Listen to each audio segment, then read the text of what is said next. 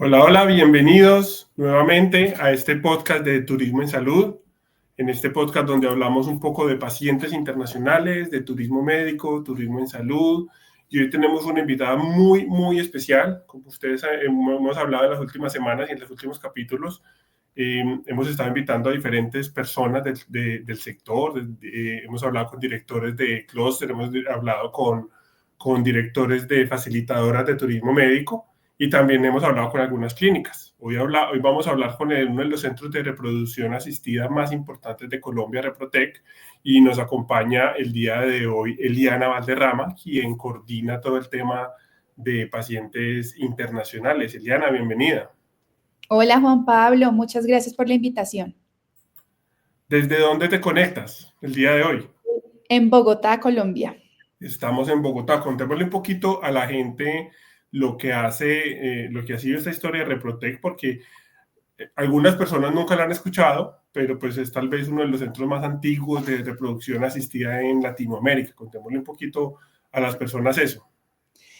Así es, bueno, Reprotec es una clínica especializada en reproducción asistida, tiene un portafolio de servicios que integra todo lo que se requiere para un tratamiento de fertilidad.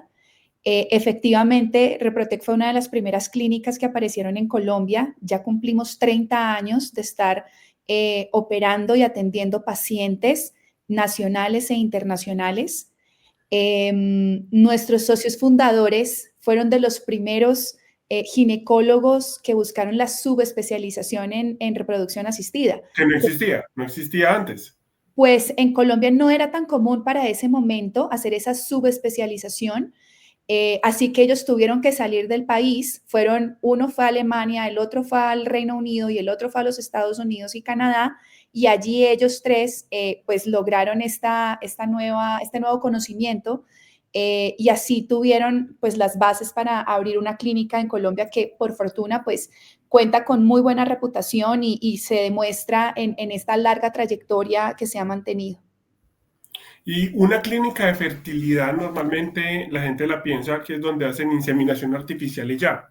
La gente piensa que el sueño de tener hijos y el sueño de tener bebés la única opción es la inseminación y lo que llamaban hace algunos años los bebés probeta, pero creo que debemos contarle un poquito a la gente que es mucho más que eso y que los problemas de fertilidad pueden ser muchísimos. Cuéntanos un poquito de eso.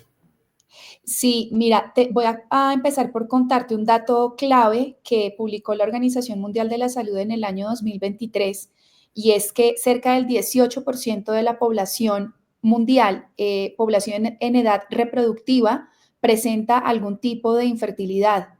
Ese dato yo creo que nos ubica muy bien en la relevancia de no solo contar con buenas clínicas, sino de que haya información disponible para los pacientes y haya opciones para los pacientes para abordar esos problemas de infertilidad, que bien pueden ser del hombre o de la mujer por igual. Entonces, existe mucha desinformación, como tú dices, de pronto las personas se imaginan que esto es venir a hacer una inseminación, que es algo sencillo, pero en realidad, según la causa o el diagnóstico de los pacientes, puede requerirse técnicas más avanzadas o técnicas más complejas. La más conocida es la fertilización in vitro, pero aquí está muy envuelto también, muy involucrado el tema de la genética, de la endocrinología. Entonces va mucho más allá de pensar lo que podría ser algo tan básico como unir un espermatozoide y un óvulo. El campo de la reproducción asistida en el mundo ha avanzado muchísimo, está en constante evolución, en constante innovación, y es clave que las clínicas se mantengan actualizadas. Reprotec es una clínica que se caracteriza por eso, por estar muy a la vanguardia y sobre todo apostarle mucho a la tecnología para lograr unos mejores resultados para los pacientes. Entonces, hoy en día nosotros podemos ofrecer todas las técnicas de reproducción asistida que cubren todas las necesidades de los pacientes según su diagnóstico, que bueno, ese sería un capítulo aparte súper amplio, hablar de todas las causas de la Y infertilidad. para eso creo que invitaremos a uno de los doctores en un futuro, Sin duda. que creo Claro. que ellos lo explican muy bien y tienen la experiencia de explicarle algo tan complejo y volverlo tan sencillo. Totalmente, así es, cuando quieras.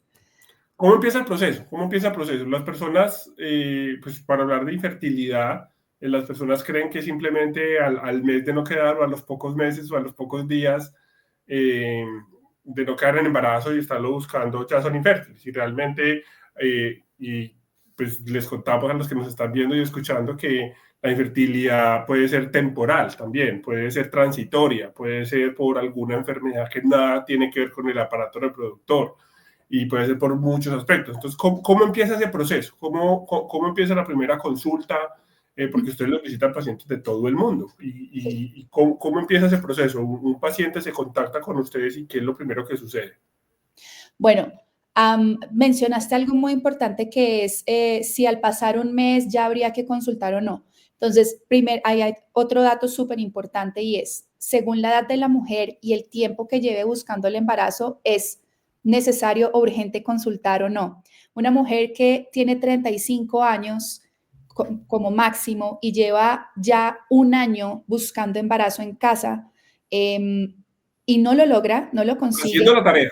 haciendo la tarea, por Haciendo la supuesto, tarea. y no lo consigue, debe ir a consultar a un especialista. Si la mujer pasa de los 35 años y lleva 6 meses buscando embarazo en casa, debe consultar a un especialista. Ese datico es supremamente importante porque eso aterriza a las personas en, bueno, esto llevo 2 años o llevo 3 años, estoy joven, puedo esperar. Entonces, en esa búsqueda, porque estoy joven y puedo esperar, se pasa más tiempo y al final resulta necesitándose quizás un tratamiento que no se hubiera necesitado si se hubiera consultado a tiempo. ¿Ves? Entonces, eso es algo como para dar contexto. Ahora, ¿cómo inicia el proceso? La primera parte, lo fundamental es tener un diagnóstico. La trayectoria y la experiencia de una clínica siempre va a facilitar un diagnóstico que sea juicioso, que sea riguroso y que sea una verdadera base para una recomendación de un tratamiento que dé la mayor probabilidad de embarazo. Entonces, esa parte del diagnóstico en el que se estudian al hombre y a la mujer se basa en unas consultas médicas que pueden ser unas virtuales, otras deben ser presenciales y se basan en unos exámenes de laboratorio que se deben realizar tanto al hombre como a la mujer. Entonces, después de hacer un examen físico, de conocer la historia clínica de los pacientes, de tener los resultados de esos exámenes, el especialista puede determinar un diagnóstico y hacer una propuesta de tratamiento. ¿Y eso cuánto puede durar? ¿Cuánto de los pacientes cuánto tiempo se demoran en obtener ese diagnóstico? Cuando están fuera, porque estamos hablando de que el paciente viaja hacia las diferentes sedes. Creo que no mencionaste diferentes sedes. Entonces, Sí, gracias por hacer la observación. Nosotros tenemos una sede, nuestra sede principal y la primera está en Bogotá y tenemos 3 sedes que ¿en funcionan qué, con en qué los zona de Bogotá? ¿Están en Estamos al norte de Bogotá, en una zona que se llama Santa Bárbara o Usaquén, que es una de las zonas más bonitas, con buena oferta de entretenimiento y de distracción para los pacientes que necesitan venir a pasar acá unos días. Y además de Bogotá, estamos en Pereira, que es la zona del eje cafetero, estamos en Cartagena, Costa Caribe, y estamos en Cali, una de las ciudades más importantes de la ciudad del país, en el suroccidente colombiano. Entonces tenemos una diversidad de ubicaciones que le ofrecen distintas cosas a los pacientes, además de lograr el acceso a un tratamiento con altos estándares de calidad, pues tienen la posibilidad de conocer alguna región que les llame más la atención por lo que ofrece cada una. Entonces, volviendo a la pregunta original, ¿cuánto puede durar un diagnóstico? Pensando en los pacientes que están fuera de Colombia, un diagnóstico según la disponibilidad que tengan los pacientes para ir a hacerse los exámenes que se les solicita, un diagnóstico puede durar aproximadamente un mes. Estamos pensando más en el tiempo de la disponibilidad de los pacientes para ir a tomar sus exámenes, obtener unos resultados y agendar una nueva consulta de control. Pero en realidad no hay, en la mayoría de los casos, no hay nada que lo alargue o que lo complejice. Puede ser que en la historia clínica el paciente o la paciente tengan algún tipo de patología o antecedente que haga que el médico solicite quizás algunos estudios especializados, pero en relación a esa otra patología, que quizás pudiera alargarlo un poquito, pero en principio es algo muy, muy rápido. Ahora, los pacientes pueden adelantar parte del diagnóstico estando en su país de origen, o si prefieren, pueden venir y en una semana se puede lograr que tengan su consulta, sus exámenes, su control y completar toda la información del diagnóstico. Y para eso está la oficina de pacientes internacionales. Claro, nuestra oficina de pacientes internacionales, además pues de coordinar todo lo que tenga que ver con citas, pues apoyamos con información respecto a alojamiento cerca de las clínicas en cualquiera de las 4 ciudades. Además recogemos a los pacientes sin costo en el aeropuerto cuando llegan por primera vez a la ciudad. Les facilitamos la logística para que puedan movilizarse durante el tiempo que estén acá y pues estamos muy, muy pendientes de todo lo que necesitan en su estadía. Excelente. ¿Y por qué? Cuéntamele un poquito cuando yo los conocí, ustedes no tenían oficina internacional, estaban apenas en el proceso. Cuéntamele, ¿cuándo una clínica toma la decisión de crear, debe tomar la decisión de crear una oficina internacional?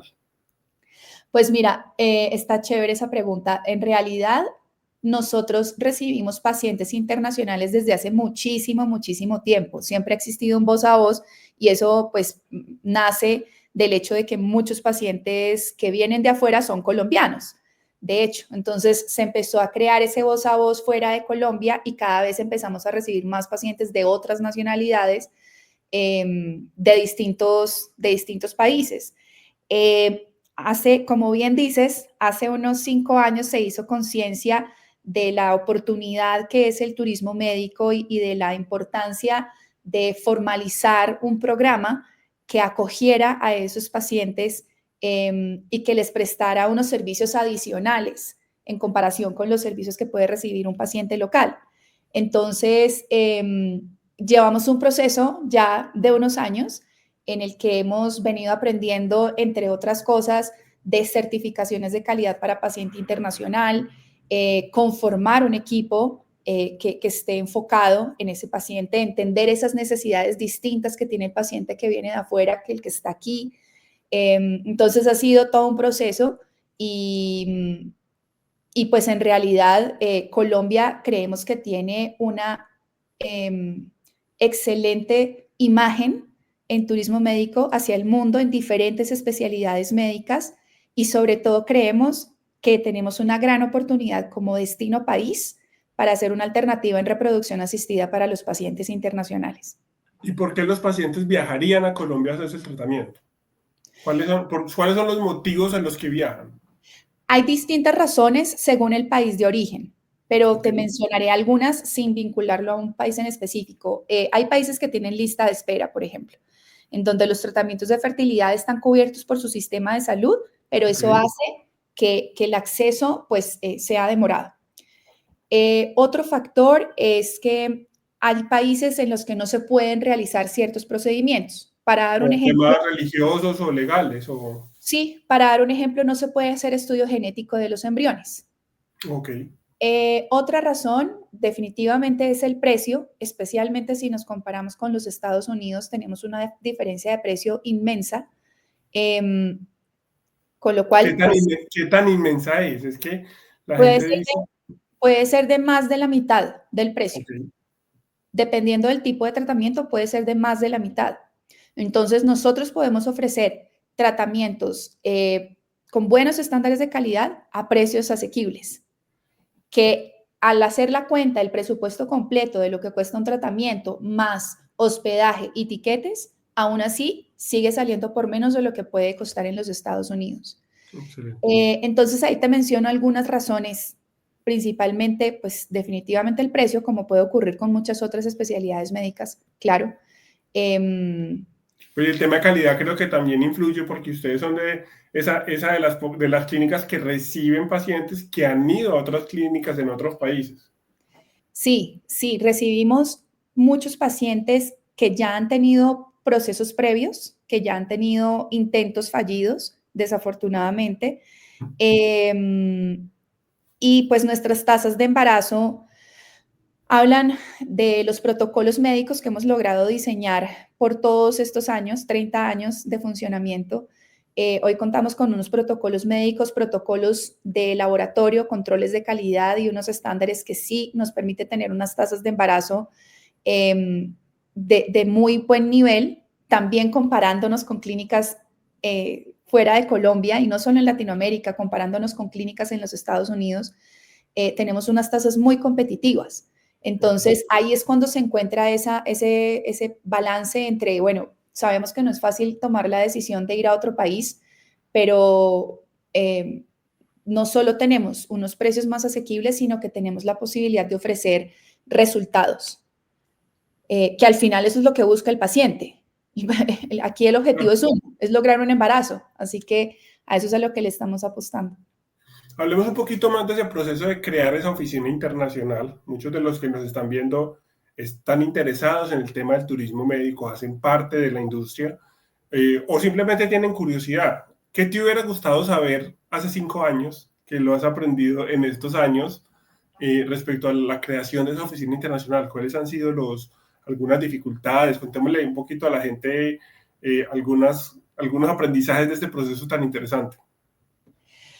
Pues yo creo que hacer un estudio de mercado puede ser agobiante, puede ser difícil, porque como país, o sea, estamos hablando de que somos una clínica que tenemos nuestra competencia local, pero aquí estamos empezando a observarnos en un entorno mucho más amplio en el que estamos entendiendo que otros países que están alrededor nuestro son también nuestra competencia y qué es lo que están ofreciendo y por qué un paciente que está en Estados Unidos va a preferir ir a Colombia y no a México, por ejemplo, o por qué va a preferir ir a Argentina y no a Colombia, no sé. Entonces, eso es complejo porque es un mar de información inmenso y uno pues como que pudiera tener acceso a una información sintetizada y concreta para saber bien cuál es su posición dentro de ese mercado y qué es lo que puede ofrecer diferencial. Eso nos tomó un tiempo, pero yo creo que ya hoy en día somos muy conscientes de cuáles son nuestras ventajas competitivas y qué es lo que podemos ofrecer. Otro punto complejo, y creo que le pasa a la mayoría de las instituciones de salud en Colombia, pues es el tema del idioma, el manejo de una multiplicidad de idiomas para poder No tener. solo el inglés. No solamente el inglés se da por sentado, pero después de eso, tener el manejo de otros idiomas. Ahorita nosotros estamos recibiendo muchos pacientes franceses, así que eso es un reto también adicional. Entonces creo que esos serían los aspectos. Y un tercer elemento que es un reto, pero pues hace parte del trabajo del día a día, de la comunicación, de la marca, es el crear la confianza, es el lograr que los pacientes no solo contemplen la posibilidad, sino que tengan los argumentos suficientes y la tranquilidad al final de que su decisión está bien tomada. Entonces, lograr esa confianza, independientemente de dónde esté el paciente, es un reto inmenso. ¿Y cuál es la clave del éxito? Contémosle a la gente cuál es esa clave, cuál ha sido ese diferencial, cómo han logrado empezar a hacer ese proceso, porque recuerdo cuando los conocí hace algunos años, pues no tenían un proceso, digamos, en ese momento de recibir al paciente internacional y llevarlo paso a paso. Y luego entraste a la organización y empezaron a desarrollar toda la oficina internacional. ¿Cuál es esa clave de éxito? Una pregunta sencilla. Y con una respuesta súper cortica. Pues yo creo que nosotros hablamos mucho de calidad en Reprotec, eso hace parte de nuestro ADN, incluso desde antes de crear el programa de pacientes internacionales. Nosotros somos la única clínica de fertilidad en Colombia que tiene la certificación ICONTEC ISO 9001 de procesos. Entonces, eso nos hace una organización muy particular porque tenemos un funcionamiento que está alineado con ¿cómo se dice? Esas exigencias de la certificación de calidad. Entonces, tenemos una mentalidad muy diferente y nos define mucho el concepto de la calidad. Entonces, y la calidad es trasciende en todos los procesos de la organización. Entonces, ese constante trabajo en ahí voy a ser redundante, el mejoramiento continuo, más bien, el mejoramiento continuo es algo que hace parte de nuestro funcionamiento, y estar siempre abiertos a mejorar, yo creo que es lo que mejor nos funciona. 30 años de experiencia no nos hace infalibles, no nos hace perfectos, y un servicio es de humanos para humanos, así que estamos todo el tiempo enfrentándonos a situaciones que no siempre podemos controlar, pero que el tener una estructura y unos estándares de calidad que nos exijan es lo que nos mantiene para poder dar los resultados que damos. Eso por una parte, y por otra parte, pienso que la comunicación con los pacientes, porque en la construcción de la confianza yo puedo hablar mucho de mis estándares y tener números que los muestren, ¿cierto? Pero tiene mucho que ver también cómo transmitimos, cómo comunicamos eso a los pacientes para que al final ellos sientan esa confianza. Y para la comunicación de esos pacientes, ustedes tienen los formatos escritos, me imagino que ustedes tienen un proceso muy fuerte de calidad, que creo que es lo que algunas clínicas que están iniciando en la atracción de pacientes no lo hacen tan juicioso, y que ustedes tienen escrito todo el proceso de atención del paciente internacional, ¿correcto? Y saben qué responderle si hace una pregunta, tienen unos formatos, contémosle a la gente, porque muchas veces creo que le pasa a algunas instituciones de salud en América Latina. Quiero empezar a traer pacientes. Uy, listo, hago una campaña en redes sociales o con marketing digital y empiezo a traer los pacientes. Yo soy muy bueno, pero creo que falta y parte de la creación de este espacio, de este podcast es ese, es contarles a las personas que hay que escribir las cosas, hay que desarrollar los procesos, hay que tener unos formatos, como es en el caso de Reprotec.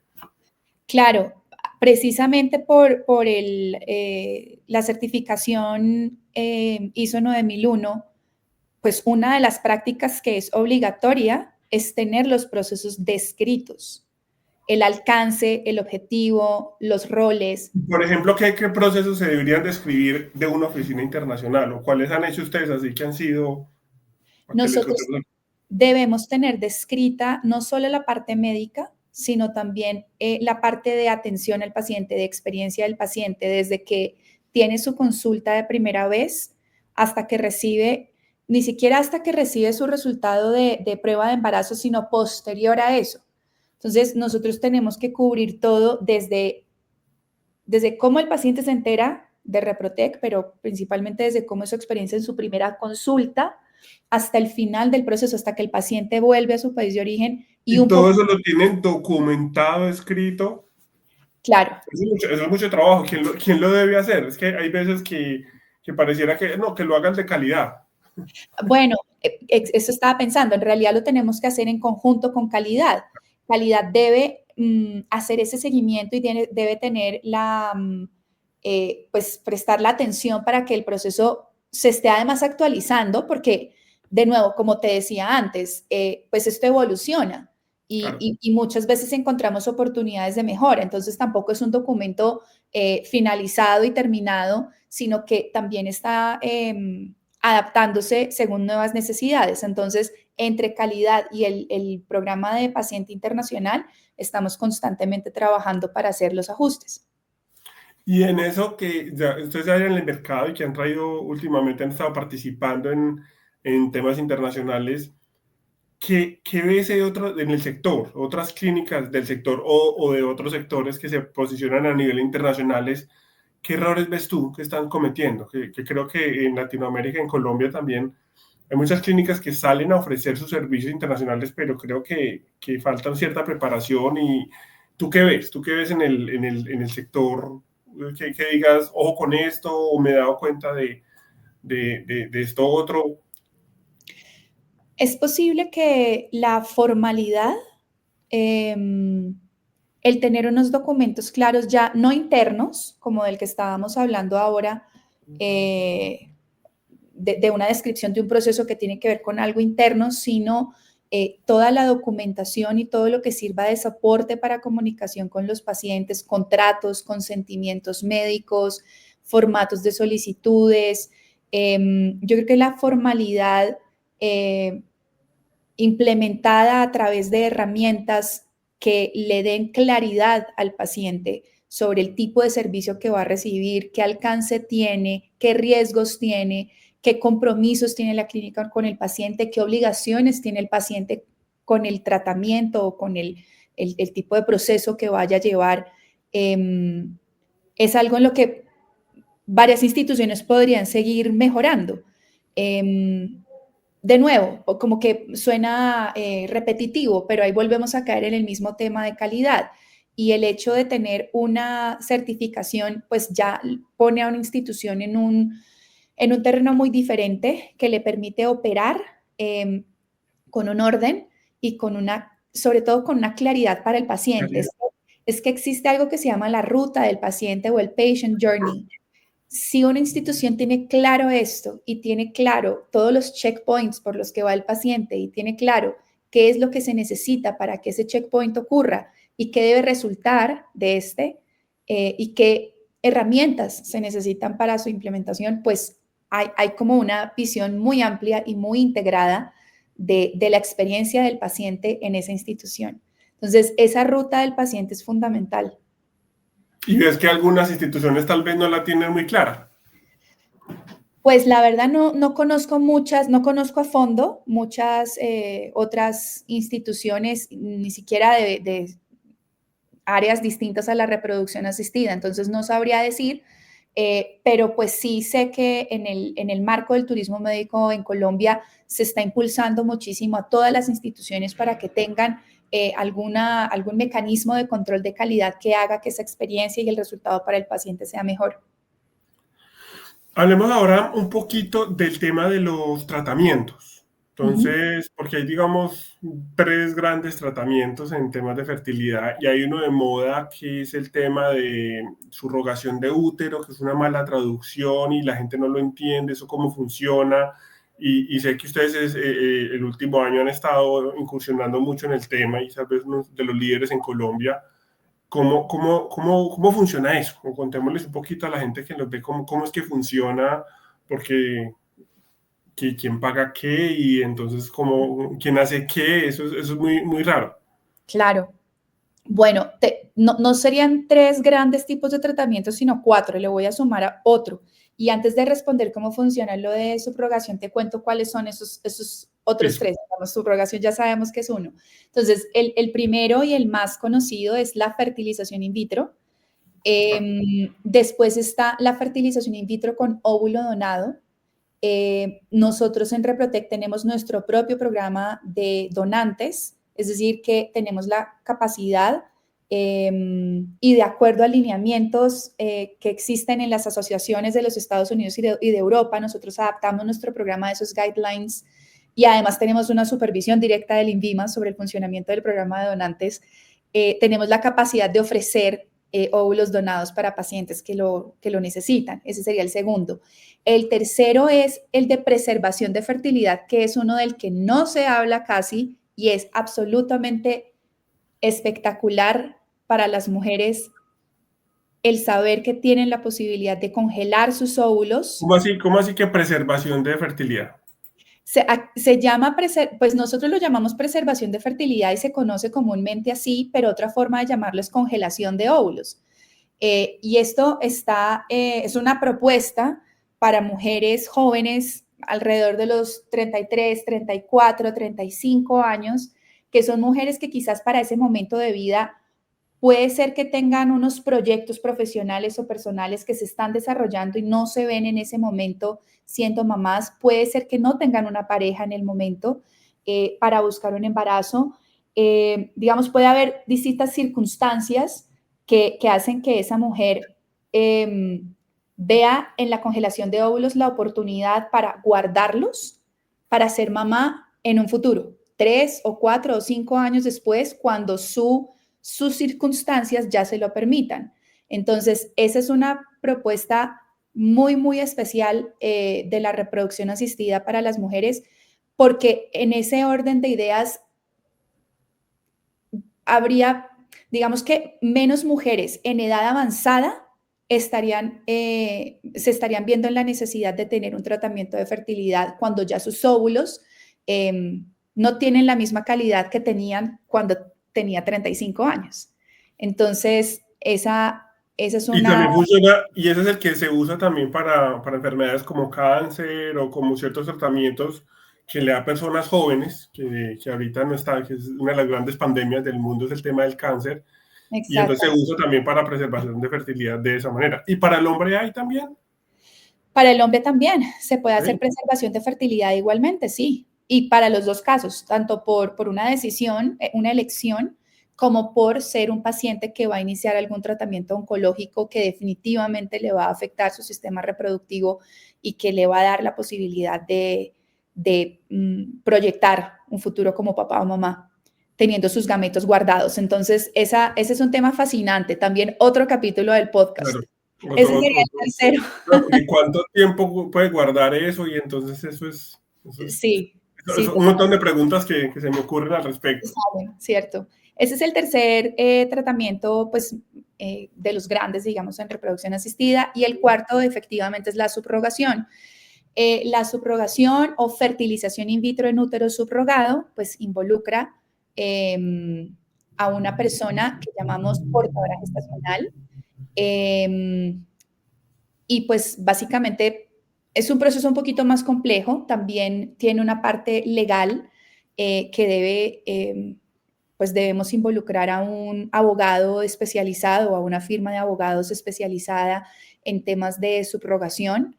Es un proceso más largo, pero pues en Colombia, tras unos meses, hemos visto un crecimiento importante en ese tipo de servicio y creo que lo tenemos muy claro y muy entendido, procurando que todas las clínicas manejemos unas buenas prácticas que fundamentalmente protejan a la portadora gestacional, a los padres y al bebé. Esa tiene que ser una misión clarísima para todas las clínicas que estamos prestando este servicio. Y es que el proceso debe ser seguro, seguro, es decir, buscamos el resultado que es el embarazo y el bebé, pero ante todo, tiene que ser seguro y tiene que ir de acuerdo a unos lineamientos que le den una tranquilidad a las partes. Perfecto.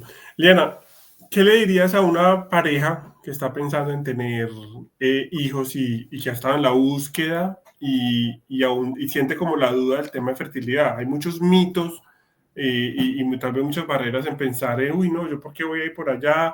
Los hombres dicen, no, es que soy menos hombre o la mujer que no sirvo. Contémosle un poquito, porque hay muchos pensamientos, muchos mitos, muchas creencias alrededor del tema de la fertilidad y creo que es importante que les contemos y nos lo motivemos, que es una consulta. Pero...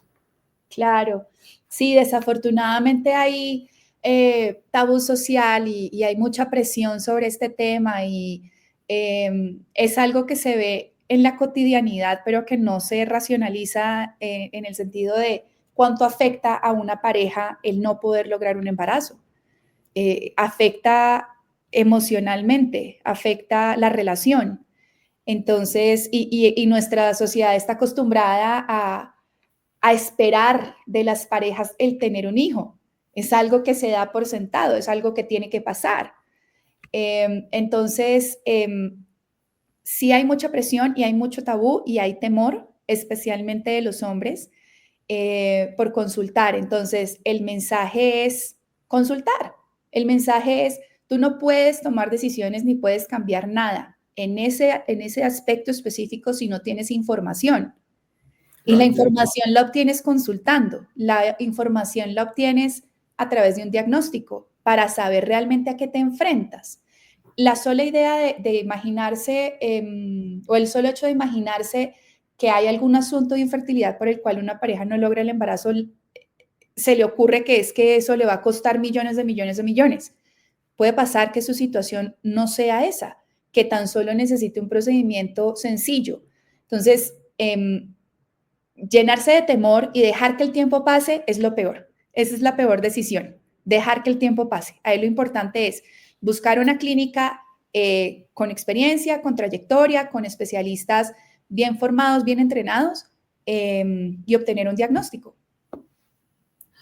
¿Y qué hacemos con los facilitadores de turismo médico? ¿Ustedes trabajan con facilitadores? Sí, estamos trabajando con algunos para las 4 sedes que tenemos.